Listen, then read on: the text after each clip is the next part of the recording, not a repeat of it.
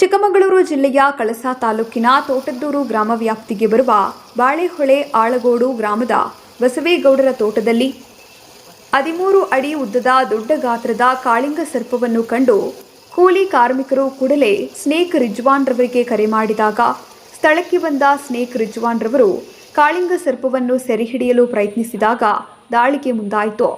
ಈ ಸಂದರ್ಭದಲ್ಲಿ ಮತ್ತೆ ಸೆರೆಹಿಡಿಯುವ ಸಂದರ್ಭದಲ್ಲಿ ಒಂದು ಕ್ಷಣದಲ್ಲಿ ಕಾಳಿಂಗ ಸರ್ಪ ಕಣ್ಮರೆಯಾಯಿತು.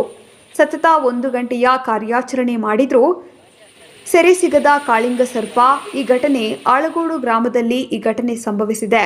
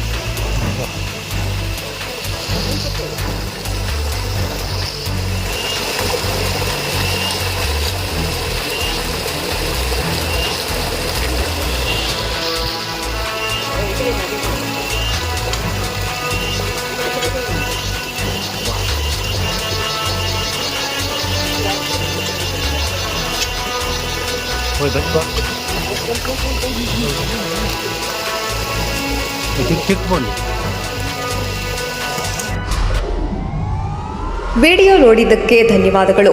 ಮುಂದಿನ ವಿಡಿಯೋದಲ್ಲಿ ಸಿಗೋಣ.